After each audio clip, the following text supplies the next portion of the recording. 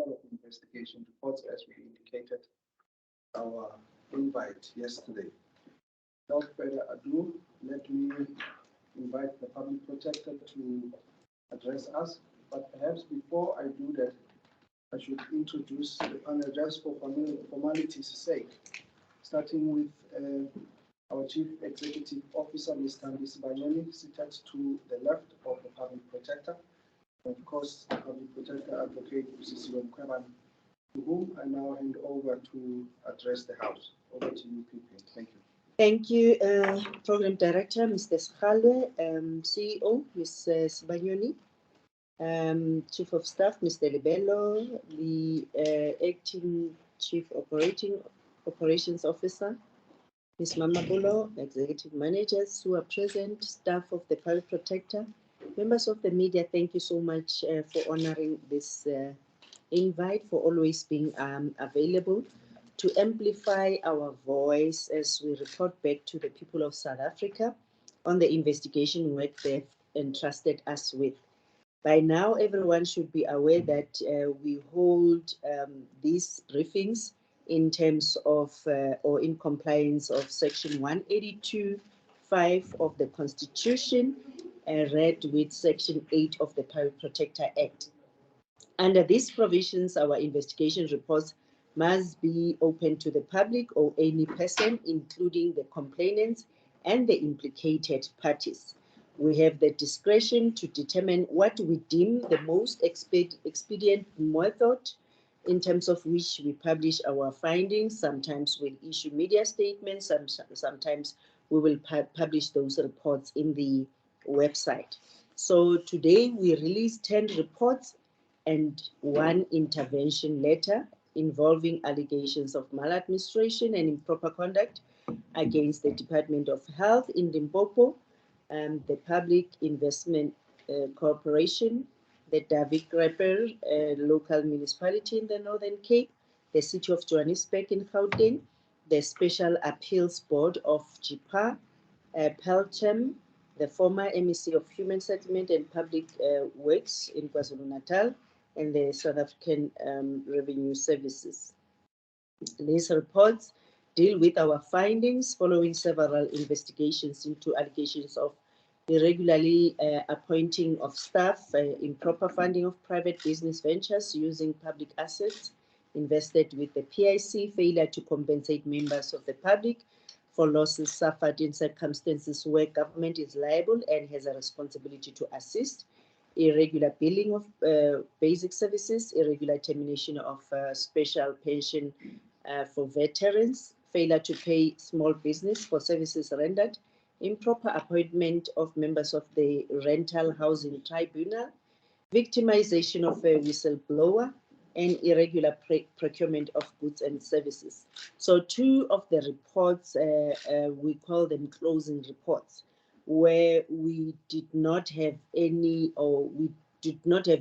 evidence, or we call those matters that the allegations are unsubstantiated, and 1 intervention letter where we find that as the Public Protector during the investigation, this matter can be handled better by another institution, or alternatively where the matter is resolved through our investigation, then because we've spent time in addressing that, we refer it to that institution to finalize the matter.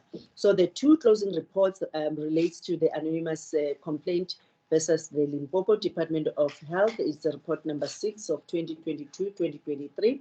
We investigated allegations that the Provincial Department of Health in Limpopo irregularly appointed Mr. Mphahlele to the position of the CEO at the WF Nobel Hospital in the province. After investigating whether the department irregularly shortlisted, interviewed, and appointed Mr. Mphahlele to the position of the CEO, even though he allegedly did not meet the minimum requirements for the position, we found that the allegations were not substantiated and proceeded to close the matter because the appointment complied with the policies of the department. The other matter, Mahlangu versus PIC, this matter also was closed because the allegations were also not substantiated. in that after investigating whether the PIC failed to conduct due diligence when providing funding to Daybreak through public funds, which the state-owned asset management company administered on behalf of GEPF, the UIF, and the CCF, and if so, whether the conduct constituted maladministration. So our findings were that this matter is unsubstantiated, and we proceeded to close the matter. So the following reports have findings with adverse findings. Langalibalele and another versus David Kraper local municipality. This is an intervention letter. We investigated allegations of failure by David Kraper local municipality in the Northern Cape to compensate Ms. Tununu Maria Langalibalele and Mr. Mavela Mahlokomane for the loss of livestock in 2016. So the investigation followed 2 complaints lodged in November 2019 by Ms. Langalibalele and Mr. Mahlokomane. They alleged loss of livestock as a result of electrocution from a power line in the Jah area on the 31st of July 2016. Ms. Langalibalele allegedly lost 2 goats, 2 sheep, and 1 cow, while Mr. Mahlokomane was alleged to have lost 4 pregnant goats. Mr. Langalibalele and Mr. Mahlokomane allegedly submitted claims to the municipality in August 2016. However, compensation for loss for livestock was not paid or remained outstanding. So they further alleged that the municipality compensated another person who had also lost livestock following the same electrocution incident.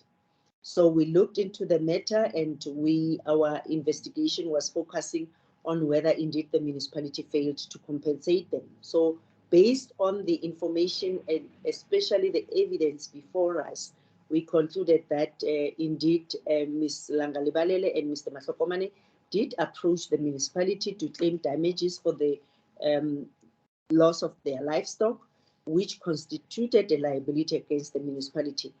Their claim was referred to the municipality's insurer 11 months after the electrocution of the livestock. So the municipal manager at the time and the officials dealing with the claims for damages were responsible in terms of Section 63(1) of the Municipal Finance Management Act to properly manage the liability arising from the claims by both the complainants. So the municipality delayed to submit the complainant's claim to Aon, South Africa, in order for them to timeously consider and process the claim. So this undue delay by the municipality was improper and constituted maladministration. So the conduct of the municipality in paying the other affected person, Mr. Modise, 1,500 for the loss of livestock was improper, since the municipality failed to exercise any form of due diligence as envisaged in terms of Section 195 of the Constitution before taking the decision to compensate Mr. Modise for the loss of his livestock. So according to a lease agreement that Ms. Langalibalele signed with the municipality cannot be held liable against any loss of livestock suffered by the lessee. So having assessed all the evidence and information before us, we found that there was no policy or internal controls in place at the municipality to deal with the insurance claims against the municipality, except that the municipality had appointed insurers to deal with claims against it. Therefore, as an institution, we have the responsibility to recommend that the municipality needs to change that to avoid future maladministration or continuous maladministration. So we then recommended to the municipality to develop a policy which will deal with the issues of insurance claims, ensure that all officials of the municipality that are involved in the insurance claims process are properly trained accordingly, and report to council of the municipality on the implementation of this recommendation, and provide us with a report on the steps they've taken. So in this particular instance is an intervention, because we found that the claims were not substantiated because the lease which was signed by the complainants was exonerating the municipality. The next one is Nyathela versus the City of Johannesburg report number 3 of 2022-2023, we investigated allegations of undue delay and maladministration with regard to irregular billing against the city of Johannesburg in Gauteng. So the investigation stemmed from a complaint by Mr. Freddie Nyatela, the president of the South African Roadies Association. It was launched in January 2019.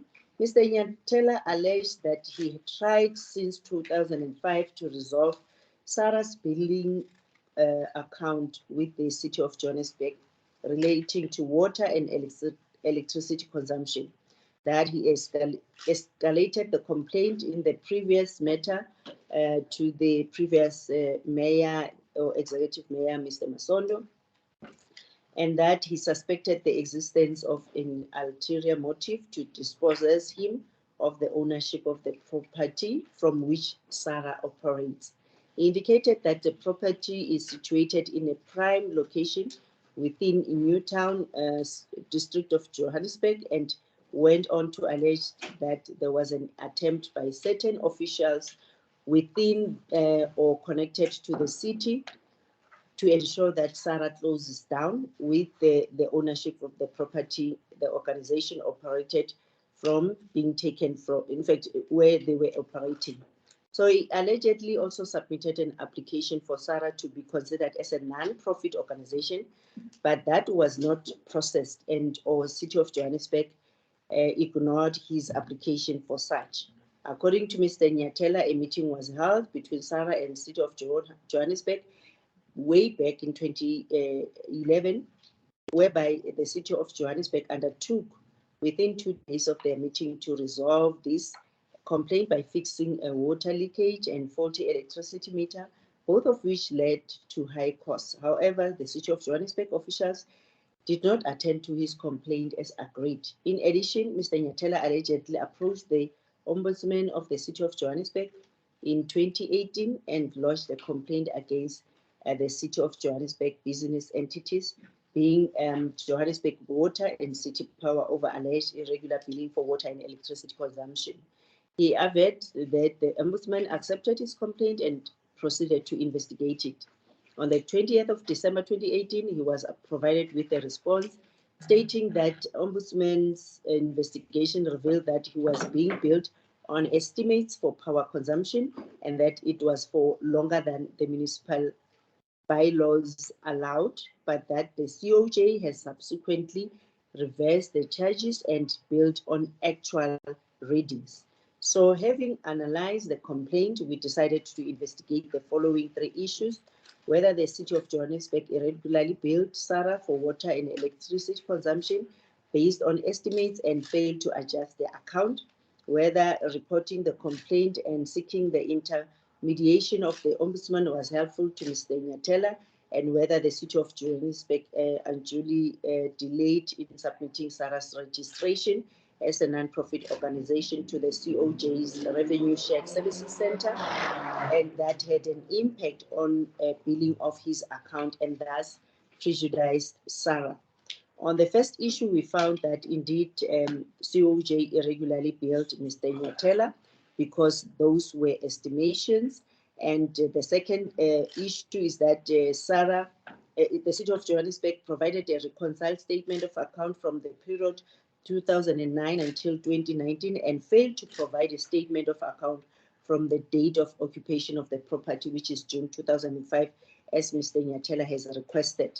So in so doing, the city has violated the Municipal Systems Act, which clearly states that the amount individual users pay for services should generally be in proportion to the use of that service. So the City of Johannesburg also contravened the Municipal Systems Act by not ensuring that where consumption for services had to be measured, Mr. Nyatela or SARA's consumption had to be measured using accurate and verifiable metering system. So the City of Johannesburg had a duty to inform Mr. Nyatela or SARA of the costs involved in the service provision, the reasons for the payment of service fees, and the manner in which the monies were raised from the service utilized. So on the second issue, we found that the Ombudsman did indeed fail to investigate Mr. Nyatela's complaint effectively. the COJ Council established that the Ombudsman for the sole purpose of being a neutral facilitator to provide confidential and impartial assistance in resolving grievances and complaints lodged with it against the City of Johannesburg.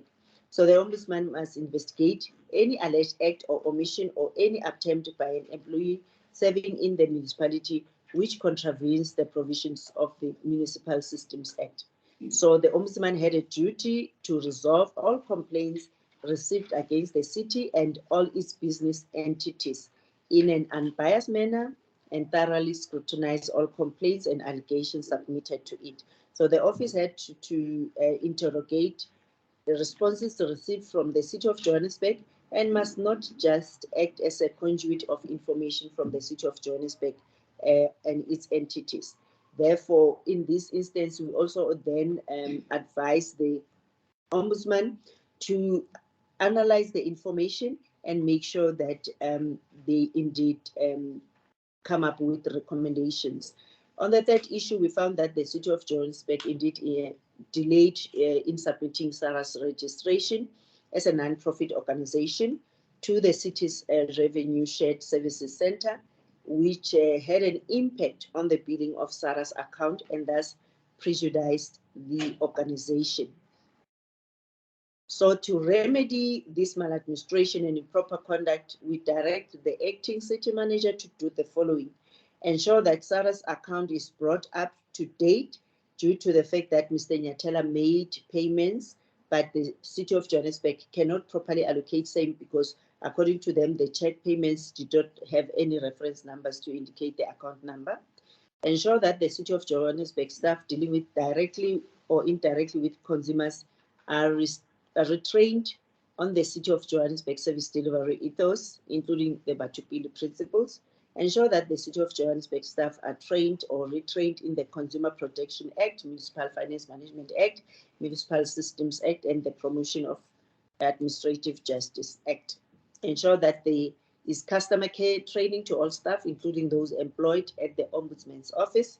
Ensure that all business units within the City of Johannesburg embark on an internal stakeholder training to prevent continuous discord between the various business units, and ensure that steps are taken to redress the continuous estimation of consumer accounts.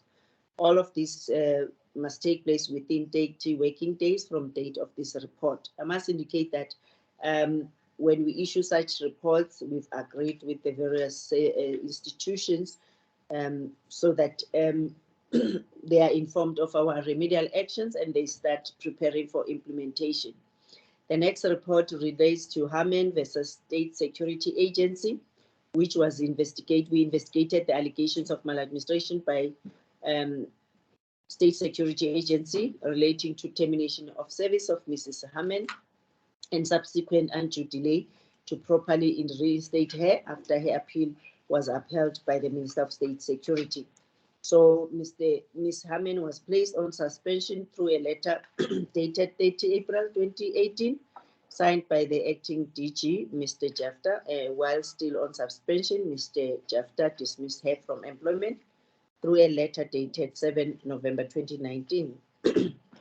Ms. Harman lodged an appeal against her dismissal with the Minister of State Security on 22 November 2019. And on the 27th of August 2020, the Minister finalized her appeal and sent a correspondence to Mr. Jafta, advising him that Ms. Harman's appeal had been upheld and that his decision had been overturned. Mr. Jafta was requested to action Ms. Harman's reinstatement with immediate effect. During the course of our investigation, Ms. Harman raised further inconsistencies relating to unlawful deductions of medical benefits, South-African benefits, which is pension benefits, and irregular tax tables used when her benefits were reinstated by SSA. So having analyzed the complaints, we decided to confine our investigation on two issues, whether Mr. Jafta's conduct when he delayed to properly and effectively reinstate Ms. Harman after her appeal was upheld was improper and amounted to maladministration, and whether or not there was unlawful deductions made by SSA when Ms. Harman's benefit were reinstated. And if so, such conduct amounted to maladministration. So as an institution, we found that such conduct was indeed substantiated, and we have made recommendations to SSA, especially because Ms. Harman has already been reinstated in her position, or in the position. While within SSA, though, there are still challenges which position she has been reinstated, and we've advised how the matter should be resolved. The next matter relates to Sonto versus Special Appeals Board of JIPA, where we investigated allegations of improper conduct and maladministration by the Special Pensions Appeals Board with regard to the termination of the special pension of Mr. Mzunani Roseberry Sonto. The investigation was prompted by a complaint Mr. Sonto lodged with the institution in 2019. Mr. Sonto is a pensioner, a former member of the military wing of the African National Congress, Umkhonto Busisiwe, and a former member of the National Assembly who served in the latter capacity from 2010 to 2014. In the main, Mr. Sonto alleged that in 2004 he was awarded a special pension instead of the Special Pensions Act by the Special Pensions Board, and received a pension until it was set aside in July 2017 by the Appeals Board. He lodged an appeal with the Appeals Board in July 2014 for reconsideration of his pensionable years of service, requesting that 7 years of service which had not been taken into account by the Special Pensions Board be added to 5 years of service the board awarded to him in 2004. So he requested that the Appeals Board should recognize and award to him 12 years pensionable service. Instead of doing that, the Appeals Board then decided to terminate or to set aside his appeal, and ended up terminating his whole pension. So he alleged that the board therefore concluded that it was improbable that he was ever restricted or banned or detained or imprisoned. He asserts that in coming to this conclusion, the Appeal Board had chosen to ignore press photographs, articles from the time describing him as the UDF leader and detainee. Mr. Sonto furnished us with records from the Goodwood Correctional Center indicating that in the 1980s he was arrested for politically motivated offenses. He also submitted articles in the newspapers, Cape Times, by then, around 1980. According to him, although it has a duty to do so, the Appeals Board fails to question witnesses who would confirm the facts of his service, and also declined offers of testimony from those imprisoned with him, such as the former Minister of Finance, Mr. Manuel.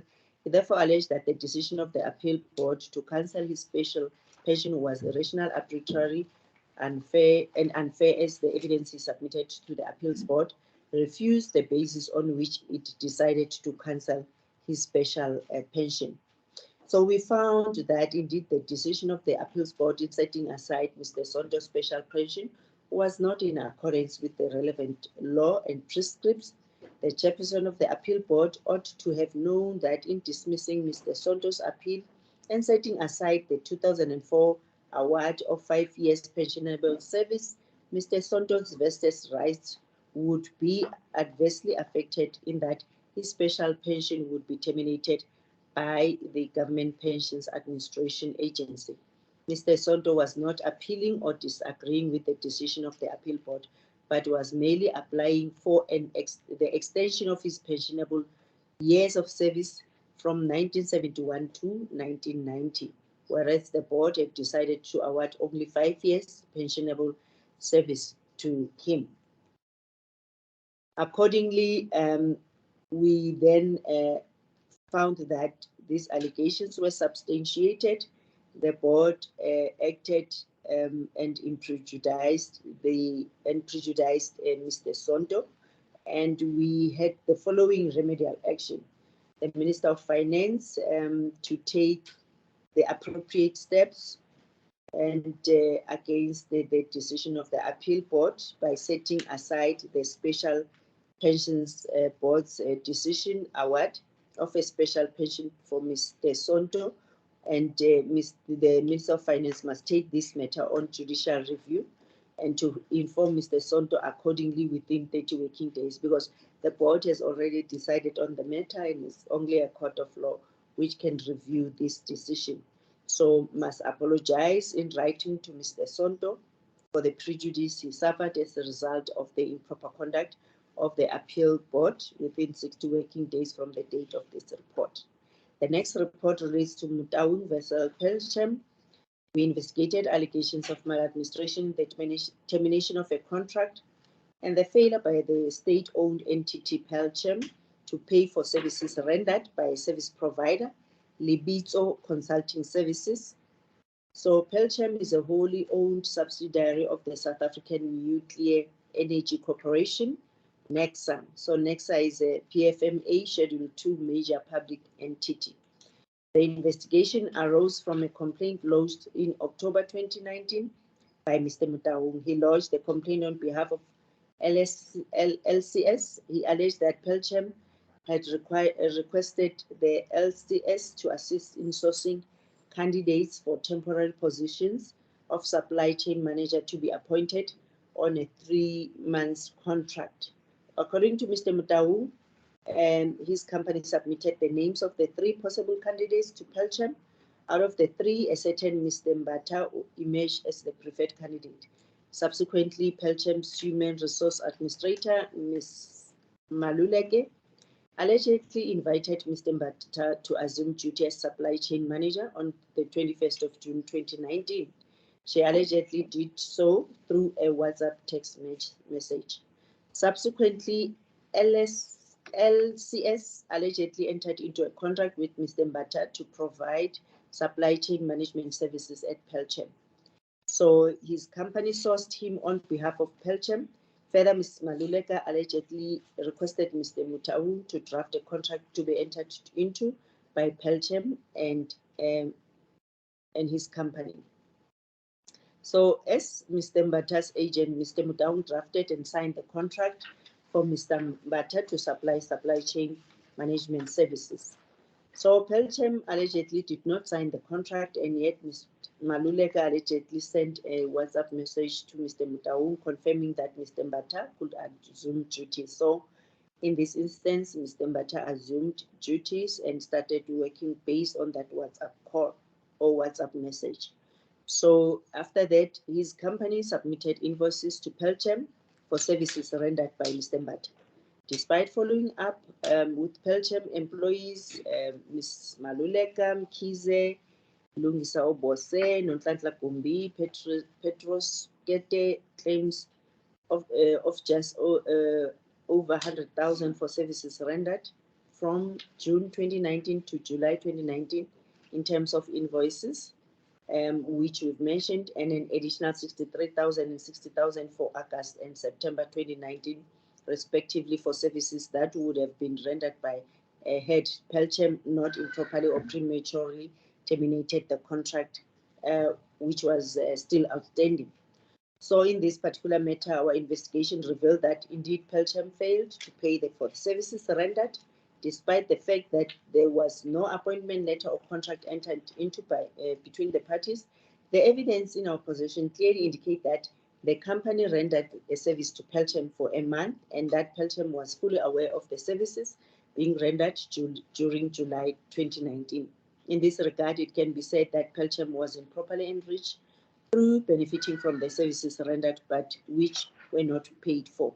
So Mr. Motaung could not have been expected to know whether internal processes at Pelsham had been complied with, and as such he rendered services to Pelsham in good faith. Section 50 of PFMA, dealing with the fiduciary duties of the accounting authorities, provides that accounting authority for a public entity must exercise the duty of utmost care to ensure reasonable protection of assets and records of the public entity. Accordingly, the former managing director of Pelsham, Mr. Mkhwebane, was required to ensure that there was a signed contract between Pelsham and Mr. Motaung's company. Such evaluation by Pelsham amounts to improper conduct in terms of the Constitution and maladministration in terms of the Public Protector Act. So we've taken the following remedial actions. Within 60 working days of the date of the formal report, effect payment to LCS for services rendered to Pelchem in accordance with invoices which were submitted. And we said within 60 working days of the date of the formal report, investigate and take appropriate steps in respect of disciplinary action against officials of the entity, particularly Ms. Maluleka in terms of the PFMA for advising the LCS to commence with work at Pelchem before the managing director had signed the appointment letter and contract in order to comply with the supply chain management policy. Within 60 working days after date of this formal report, ensure that all officials are trained in terms of the Pelchem supply chain management procurement processes, contract management, and delegation of powers in accordance with PFMA. Within 60 working days after the date of this formal report, review the practice of allowing staff to use their personal laptops should this practice still persist, and put measures in place to procure resources for staff in terms of the PFMA. Within 60 working days of the date of this report, review and approve and roll out the information and communication technology and security policies to prohibit unauthorized use or access to undesignated persons to mitigate the risk associated with exposure of Pelchem to unauthorized persons. Ensure that Pelchem's internal audit unit on an annual basis reviews the adequacy and effectiveness of the Pelchem system of internal control, risk management, and supply chain management in terms of the PFMA. Further, we directed the chairperson of the board of Pelchem to, within 30 working days of the date of this report, submit an implementation plan of the remedial action contained in the formal report. The next report we investigated, in fact, it was an anonymous complaint, since people are allowed to lodge anonymous complaint against any state institution. It's Anonymous versus Nkonyeni, the former MEC of Human Settlements and Public Works in KwaZulu-Natal. Apparently that Ms. Nkonyeni failed to comply with the provisions of the Rental Housing Act 1999 in the appointment of the members of the KwaZulu-Natal Rental Housing Tribunal. The investigation stemmed from an anonymous complaint lodged in January 2021, wherein it was alleged that the appointment of the members of the tribunal were irregular as advertised for the positions. And it was also alleged that the appointees were all lawyers and that the former MEC failed to consult with the KZN Portfolio Committee on Human Settlements before the appointments were made, as the Act requires. Having studied the complaint, we decided to focus the investigation on whether the former MEC failed to comply with the requirements of the Act when appointing the members of the tribunal, and if yes, whether such conduct of the former MEC was improper and constitute maladministration. We found that indeed the former MEC failed to comply with the relevant provisions of the Act when she appointed the tribunal in December 2020. The composition of the tribunal does not include sufficient expertise in rental housing matters or property management or housing development matters or consumer matters pertaining to rental housing or housing development matters as provided for in terms of Section 9, subsection 1 and subsection B of the Act, which that's a requirement for that. The former MEC also did not consult with the Portfolio Committee before appointing the tribunal, as Section 9, subsection 2B of the Rental Housing Act requires. The section provides that the chairperson and members of the tribunal must be appointed only after the MEC has consulted with the relevant standing or portfolio committee of the provincial legislature, which is responsible for housing matters in the province. So according to the chairperson of the portfolio committee, the committee was not advised in advance on the processes leading to the appointment of the tribunal.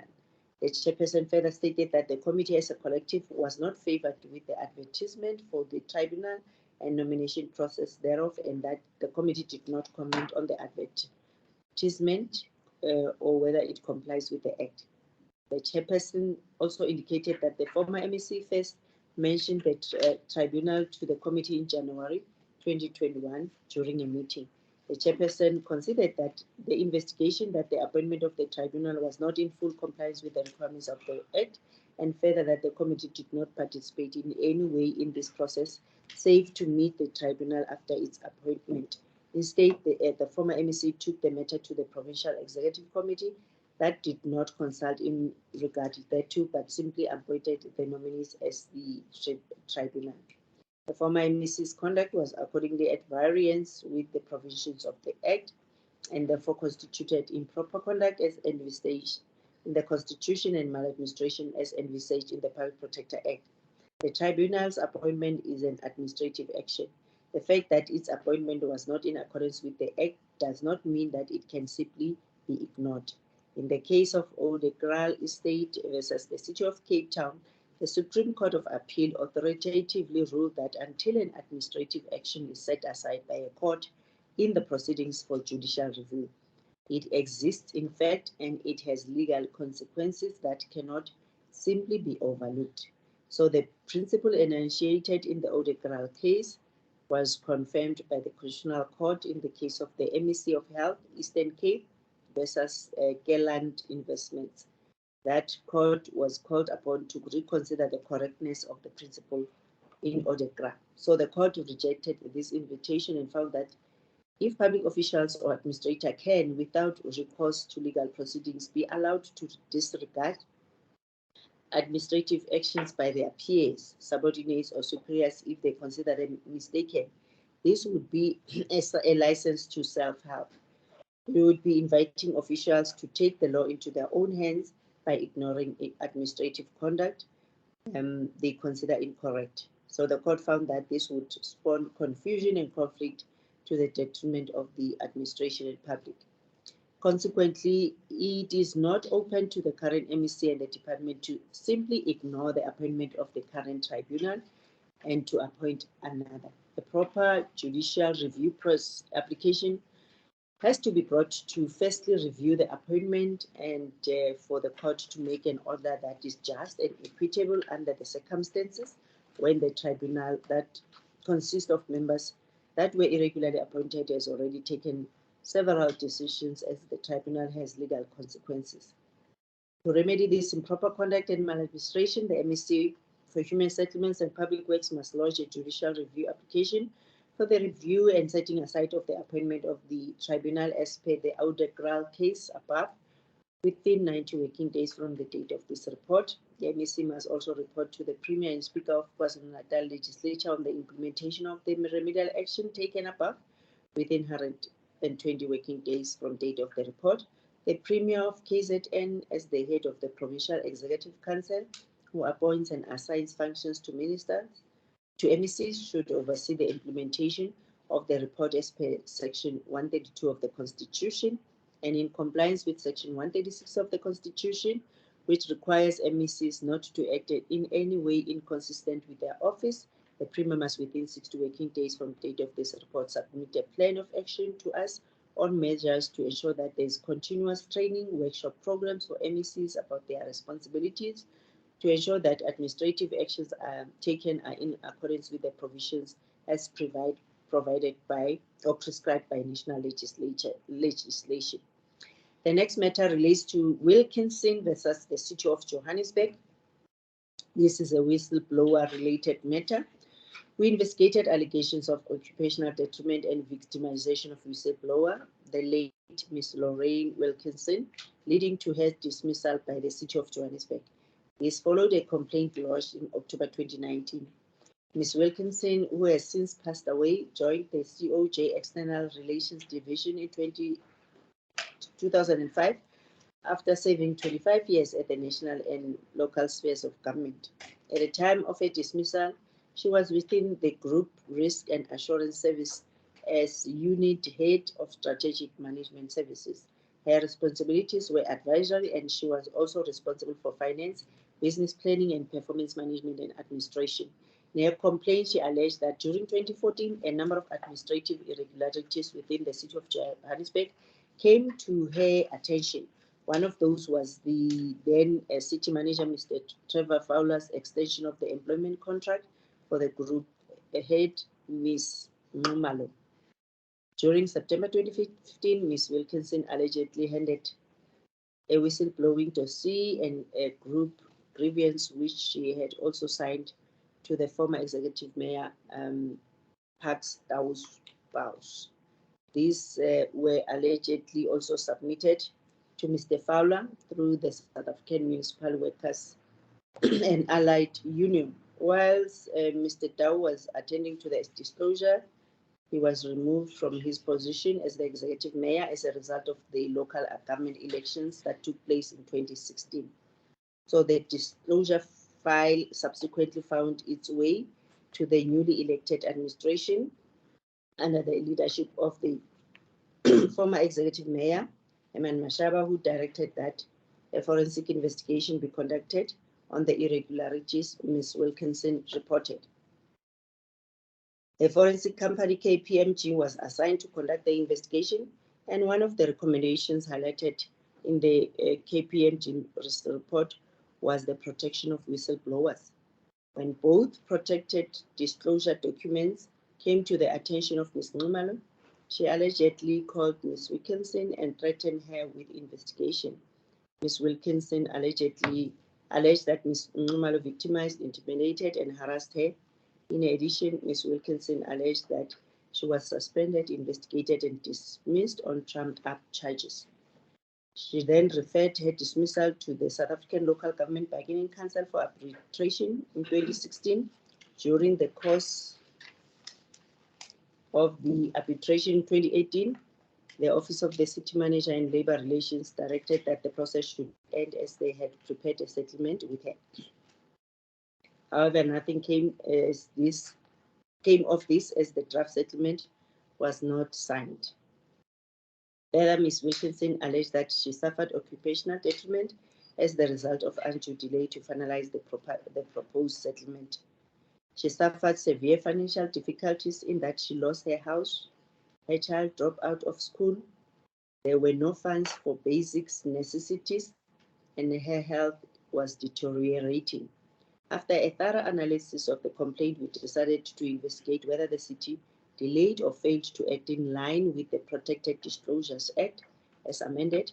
Following a protected disclosure Ms. Wilkinson made, causing her to suffer prejudice. We found that the city acted improperly when it failed to protect Ms. Wilkinson in terms of the PDA, thereby causing her to suffer prejudice. The disciplinary action against her was initiated by Ms. Nxumalo, whose contract with the COJ at the time was unlawfully and irregularly extended by the former city manager, Mr. Fowler, without consultation with the city council, as required by Section 56A of the Municipal Systems Act. Consequently, it can be concluded that all further actions or decisions taken by the COJ with regard to Ms. Wilkinson's disciplinary process, as initiated by Ms. Nxumalo, should be regarded as null and void in law. The disciplinary action was initiated by Ms. Nxumalo and pursued by the city as a result of the protected disclosure by Ms. Wilkinson in terms of the Protected Disclosures Act, which disclosures by their nature and indeed under these specific circumstances ought to have triggered the COJ into affording her adequate protection from occupational detriment, amongst others. The evidence received during the investigation indicates that Ms. Wilkinson had made the disclosure in terms of Section 9 of the PDA, which is deemed for the purpose of the Act to be a protected disclosure, as she made it in good faith. In the circumstances, we find that the disclosure by Ms. Wilkinson was indeed qualifying to be regarded as such. So following the protected disclosure, Ms. Wilkinson indeed was subjected to that disciplinary hearing, which prejudiced her. And in addition, the arbitrator, Mr. Timothy Boyce, had already noted that in terms of Section 187(1) of the Labour Relations Act, as amended, that the dismissal was automatically unfair if the reason for the dismissal was the employer's contravention of the Protected Disclosure Act on account of an employee having made a protected disclosure as defined in that act. Ms. Wilkinson consequently suffered occupational detriment and remained unemployed up to the time of her demise in 2021, whilst under severe financial distress as a result of her dismissal. The conduct of the city in this regard is therefore improper and constitutes improper conduct as envisaged in terms of the Constitution and maladministration as envisaged in the Public Protector Act. To remedy the situation, we are finding that, or we are directing the following remedial actions to the municipal manager. Must take cognizance of this report insofar as the improper conduct by COJ as highlighted in the findings referred to above is concerned. In line with the principle 7 of the Batubili principles, issue a written apology posthumously to Ms. Wilkinson's family, in particular to her son, for the immense harm and prejudice caused to them as a result of the inaction in effectively addressing this issue within 30 days of issuing this report. Consider taking appropriate steps through which Ms. Wilkinson's estate can be compensated in terms of Section 193(1)(c) of the LRA, since it is no longer practical for the COJ to reinstate or re-employ Ms. Wilkinson as she is deceased, and do so within 60 working days of issuing of this report. The compensation to be awarded to Ms. Wilkinson must be calculated in line with the provisions of Section 194(3) of the LRA, which must be just and equitable in all circumstances, but not more than the equivalent of 24 months remuneration calculated at Ms. Wilkinson's rate of remuneration on the date of dismissal. Within 30 working days of issuing this report, if not in place, consider and approve a whistleblowing policy for the COJ, on which all employees must be trained and be made familiar with and present to EXCO and Audit Committee for consideration on a basis the whistleblowing report within the compliance universe of the city. The next report relates to Limpopo Department of Health, and this was an own initiative investigation relating to procurement irregularities and nepotism in the awarding of tenders for the supply and delivery of personal protective equipment. A Sunday Independent newspaper article headlined at 932 million PPE mess triggered the investigation. So the article contained the following allegations. Some of the companies which were awarded the PPE tenders were handpicked and did not appear on the official database of the department suppliers. The companies awarded the tender are owned by people who are politically connected. The companies appointed and awarded tenders belong to the ANC activists and relatives of senior officials, including prominent politicians. The department's officials manipulated the procurement processes to benefit their associates and close comrades before locking away all PPE documents.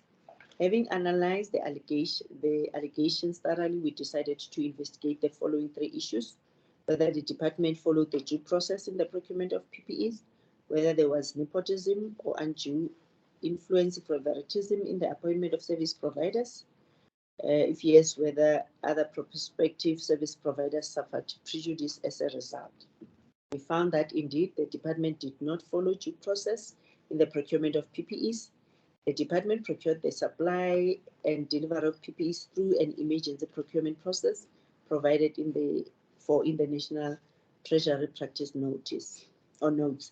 The deviation was executed in terms of paragraph 14.2.5 of the Department Supply Chain Management Procurement Policy, which provides for the exemption or deviation from the normal bid procedures as necessitated by the emergency of the COVID-19 pandemic.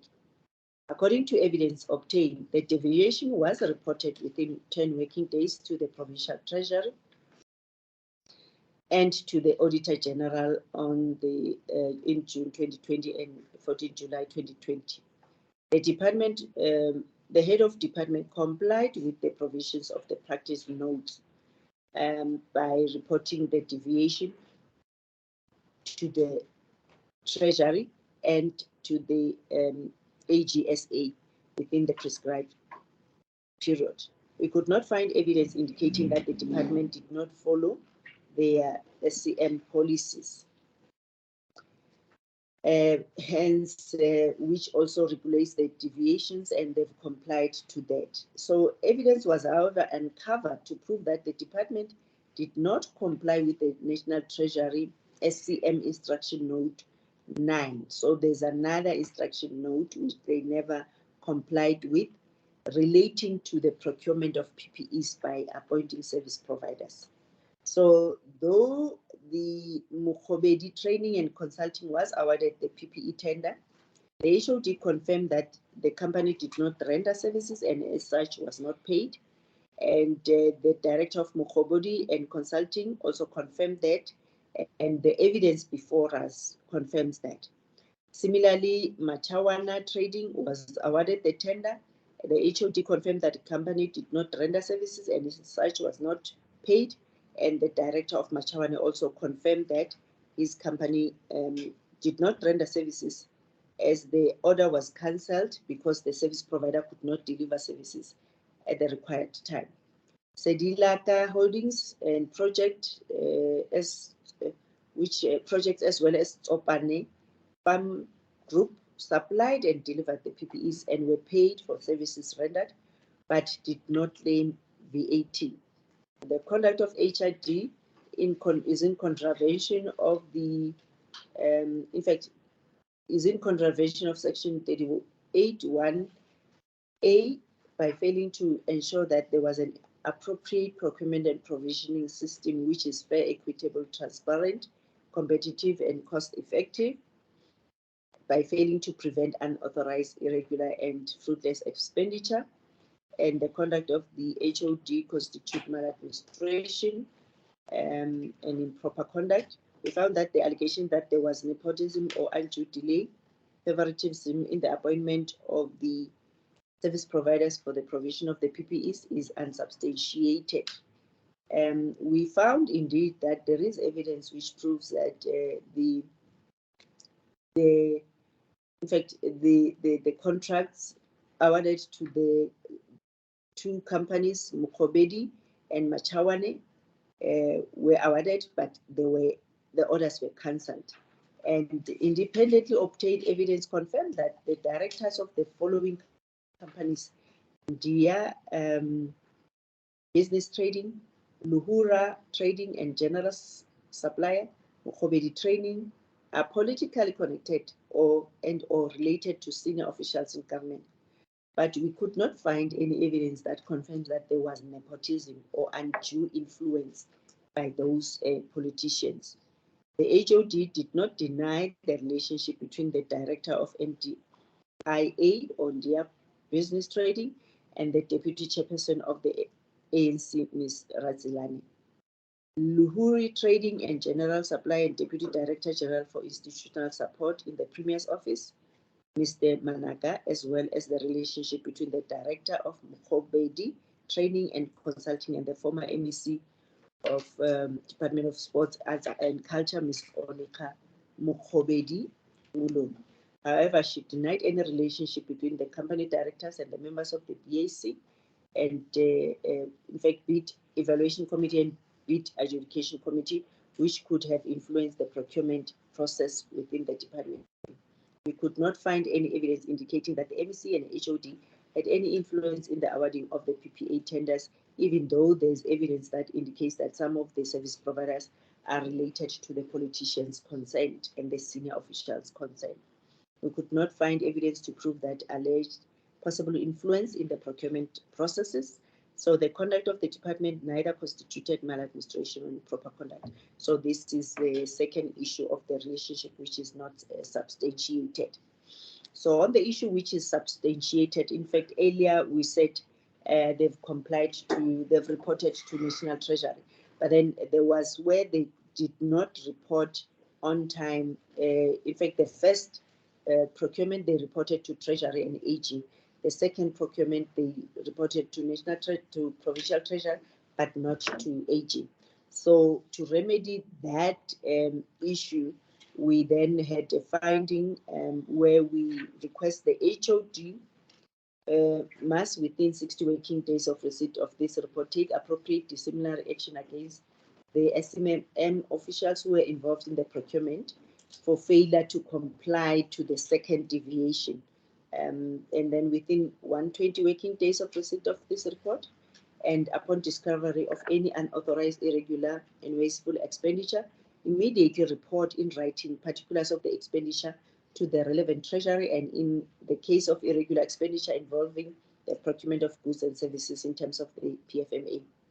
Ensure that the internal audit unit on an annual basis reviews the adequacy and effectiveness of the department's system of internal control, risk management, and SEM, and ensure that the audit committee of the department in all its meetings consider the internal audit and AGSA reports to ensure that the recommendations are implemented. The acting HOD must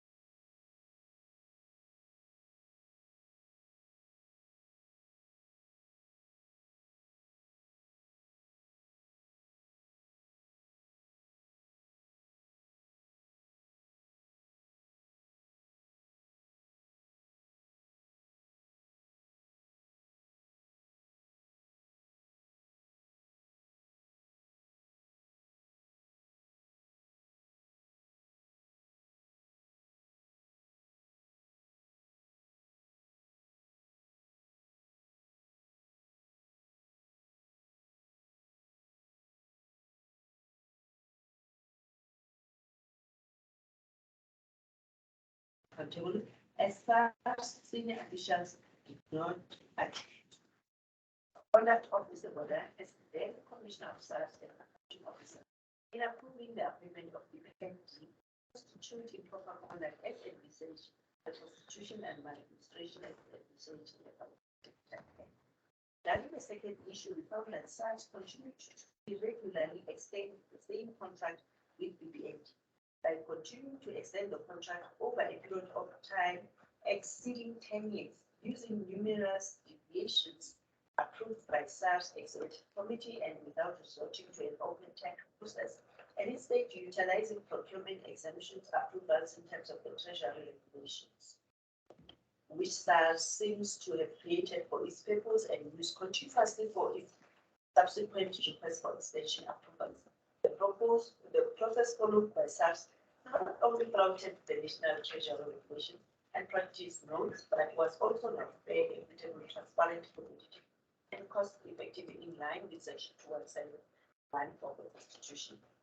After making an undertaking to us to end the contract by December 2019, SARS reneged on their commitment by requesting a further and even longer extension from National Treasury until December 2022. This seems to suggest that SARS was not keen on ever terminating this contract at any point. I must indicate that from the evidence provided, only the National Treasury and not the Auditor General of South Africa was informed of the extension requested and approval.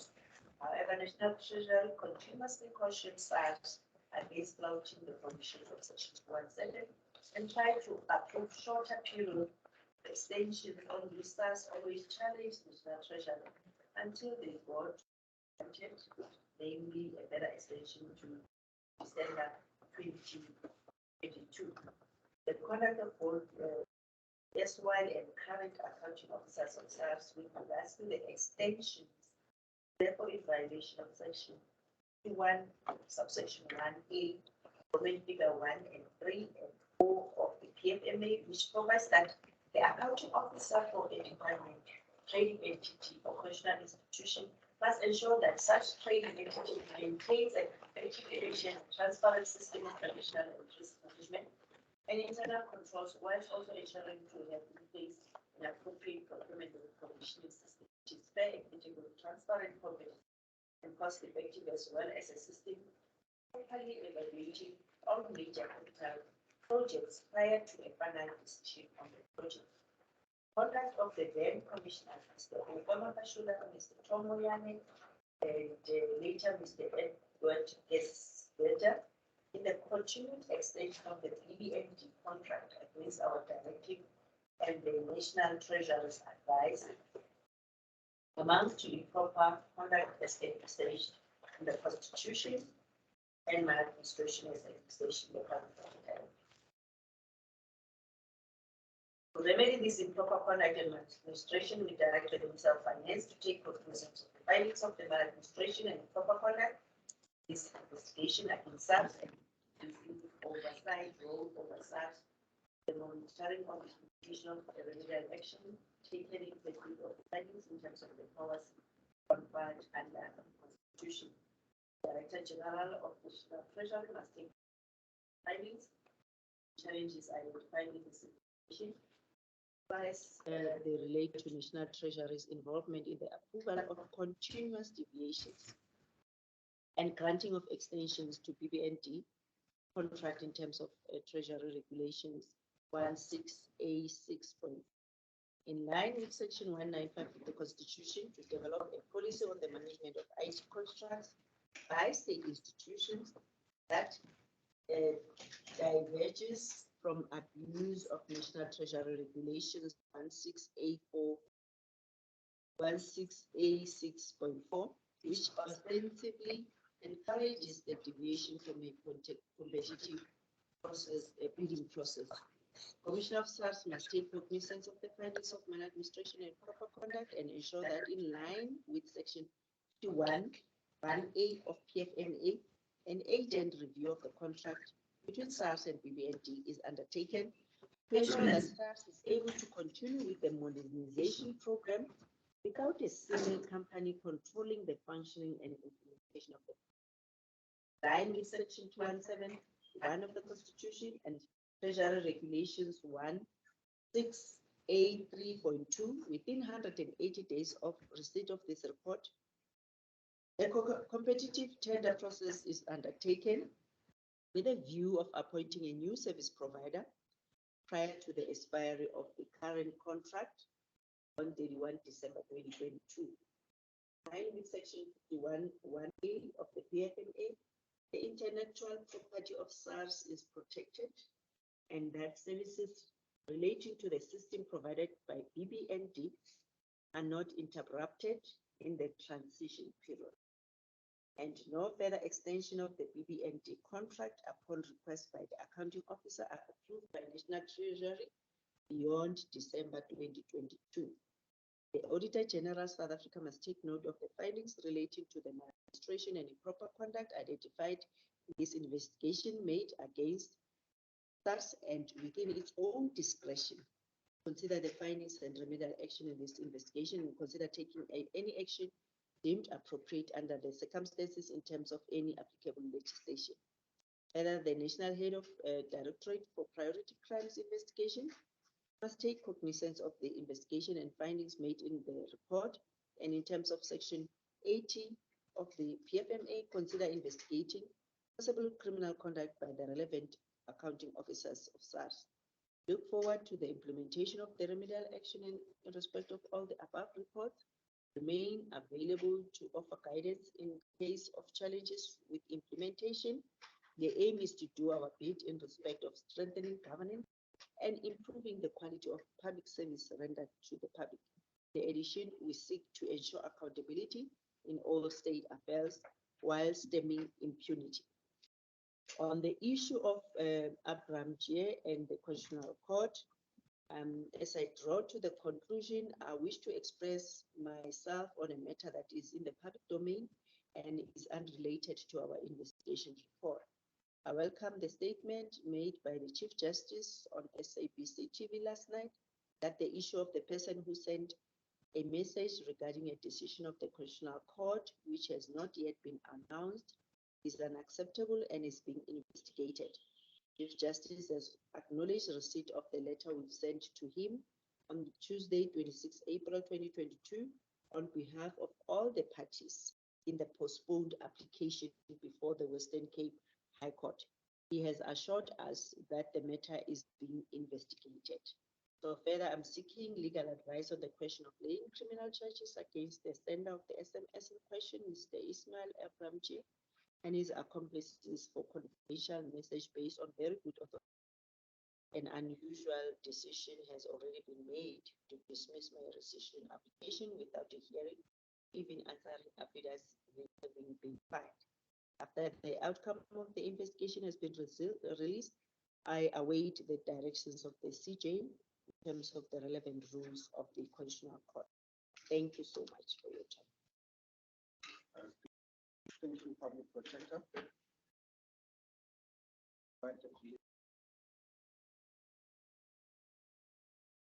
Indicate.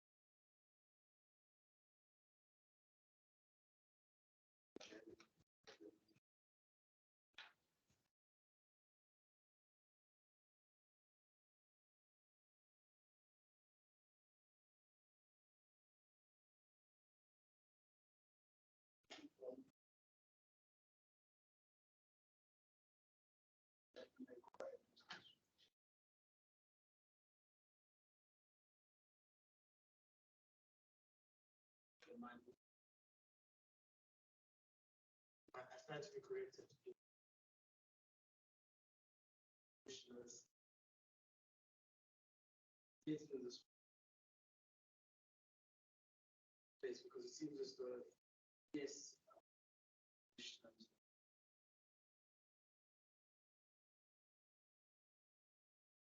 As well, do not put in any position of the packets while knowing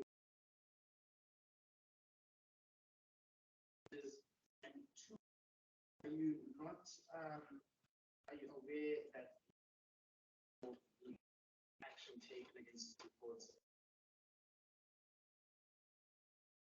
Cases.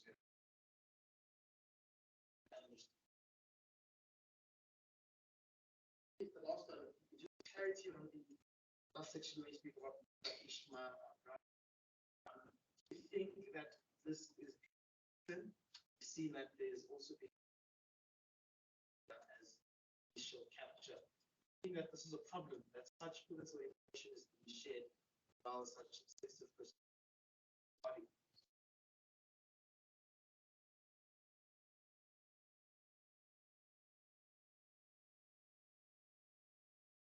Thanks for those questions. I don't know what to say. Thanks for those questions. Yes, clarity on the issue of the Manyi versus SARS. Indeed, all the commissioners, they've neglected their responsibilities in terms of the PFMA. I mean, they were expected to make sure that the process is stopped of continuously extending that particular contract. Must indicate that in the report, we are mentioning that during the acting SARS commissioner, Mr. King Mark, where we requested them to stop these extensions until December 2019. Indeed, that was done, and they advertised the tender. And then when the tender was advertised, apparently there were challenges, or it was challenged. And then after that, the current commissioner never then proceeded to make sure that anything is corrected and the matter is dealt with. So all the commissioners, indeed, because we deal with what the law is saying here as the public protector. We are not, we check the conduct against what the relevant prescripts are saying. So PFMA requires accounting officers to act in a particular way and even to make sure that they are not violating even the Constitution, because the issues of procurement are from the Constitution, Section 217, and we have then the legislation dealing with that, or empowering legislation. So indeed, are we aware that we will be taken on review? You know, the Constitution and the fathers of the or the drafters of the Constitution, when they were saying the public protector and even the Chapter 9 institution must give of fear or favor. I know, yes, a number of times there are a lot of attempts where we are threatened that taken on review. Even during the investigation, it's very difficult engaging the institutions and showing them that this is our focus and why we are saying this matter is substantiated and it should be corrected. And I think I will go further than that. I'll ask the CEO to also add, where actually being a person who just joined the institution and you then receive responses even from the ministers, and they don't also seem to be seeing that, we would want them to make sure that in whatever they are doing, they are compliant to the Constitution, they are compliant to the law as it stands, because you cannot run institutions as if you are running your own company or so.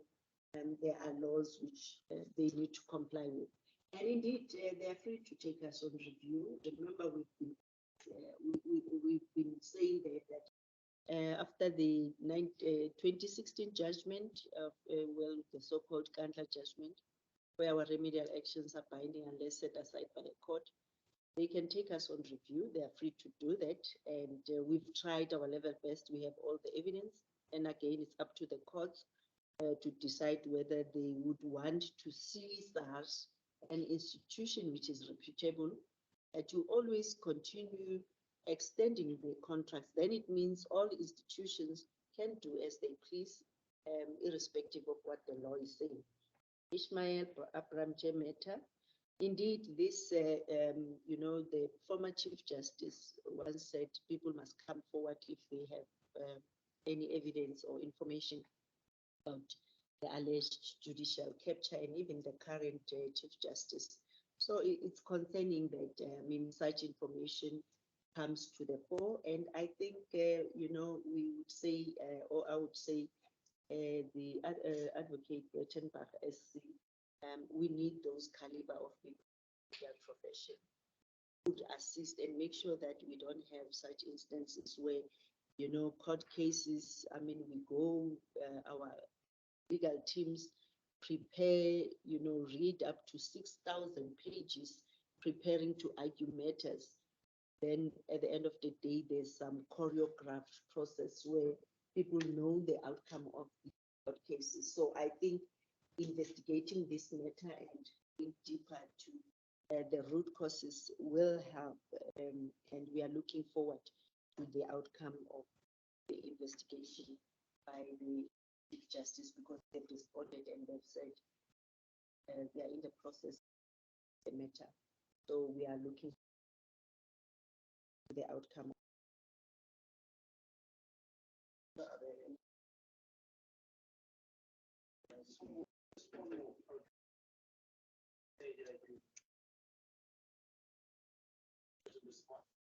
On Tuesday of the month.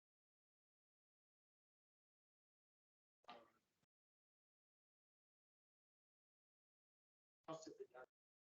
Very much. You know, I'm positive. We are positive that the Chief Justice, for the sake and the integrity of the judiciary, they will conduct a thorough investigation, and hope they will have an outcome which will stop this what we call suspected judicial capture. So I think it's up to him to make sure that there's integrity in the system, and for the public to trust the judiciary again, because such incidences are